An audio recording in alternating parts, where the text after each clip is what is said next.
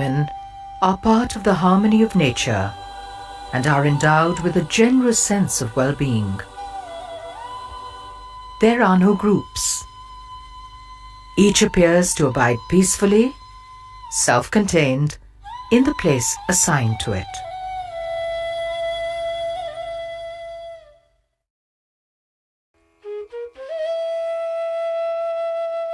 In the first half of the 1st century BC, a stone railing was made around the most revered Buddhist shrine around the Bodhi tree at Bodh Gaya. The depictions here are in shallow relief, as at Bharut. The manner of telling stories has now become more abbreviated, without as many details as was seen earlier.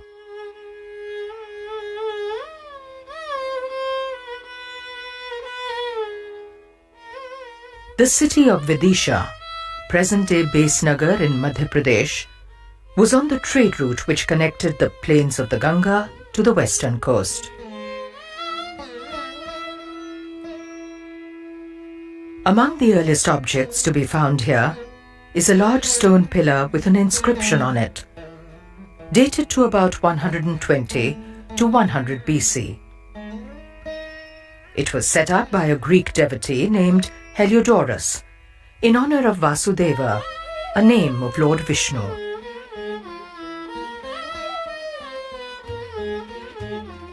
Monumental stone figures of the Shunga period have been found at Vidisha. These include this impressive representation of the Yaksha Kubera, the Lord of Wealth.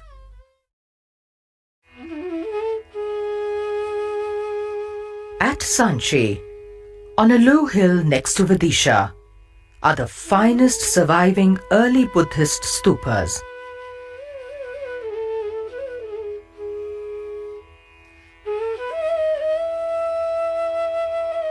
Halfway up the hill is a stupa which contains the remains of prominent Buddhist teachers of the Maurya period.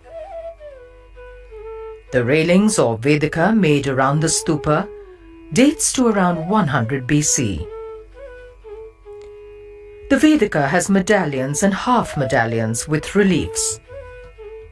Corner pillars at the entrances are fully carved.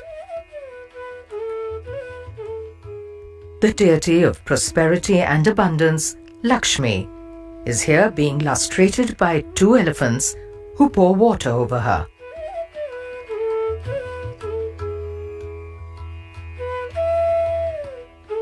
The relief is shallow and the style is similar to that of Bharut.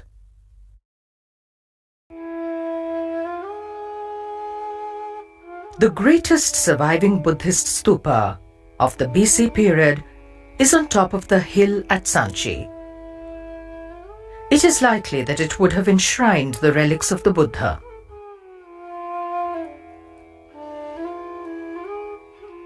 The stupa was originally made in the 3rd century BC. There is an Ashokan pillar at the southern entrance of the stupa. In the middle of the 2nd century BC, it was doubled in size and its older wooden railings were replaced with massive stone ones, 9 feet high.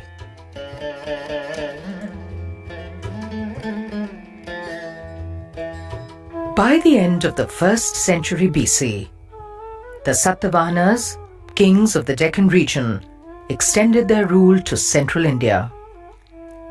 They worshipped Hindu deities. However, major stone renovations here in their time made this stupa one of the most significant of all Buddhist monuments. 4 gloriously carved stone gates or toranas, 34 feet high, were made. They were completed in the 1st century AD.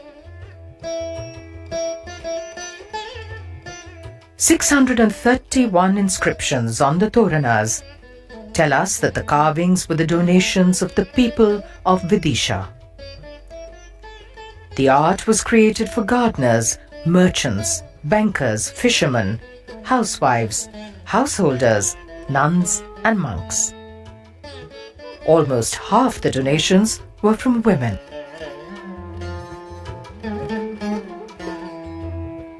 The massive Vedika or railings are plain and without carvings.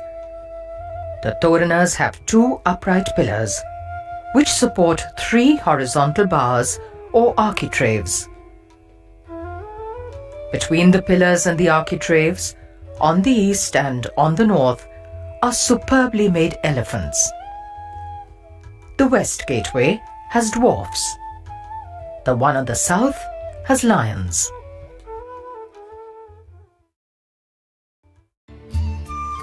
The dwarfs or ganas are made with rolls of fat and vast bellies which bulge over their dhotis.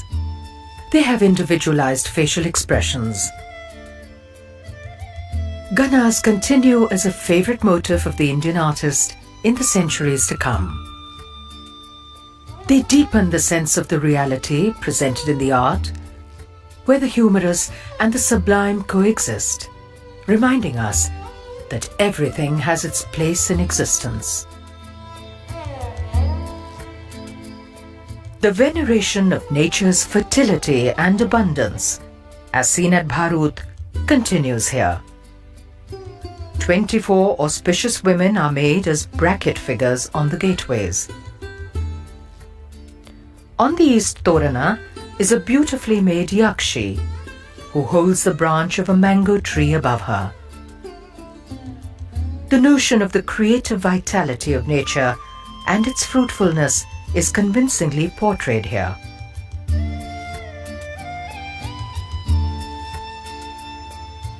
Though she is physically attached to the matrix, she is treated as though fully in the round.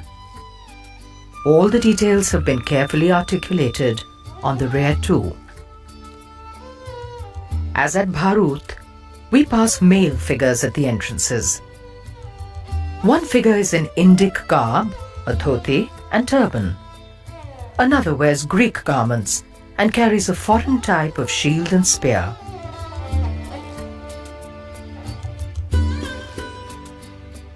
The reliefs on the Toranas bring us the Jatakas of the Buddha's previous lives, as well as events from the life of Gautam Buddha. The setting of the stories richly reflects the lives of the towns and villages at the time when the art was created. The Sanchi reliefs are the most important visual record of the architecture and lifestyles of the period. The focus is still not on the personality of the Buddha. Buddhahood is still represented by symbols. The wheel represents the first teaching of the Buddhist Dharma. The Bodhi tree represents enlightenment, while footprints and an umbrella over a vacant space proclaim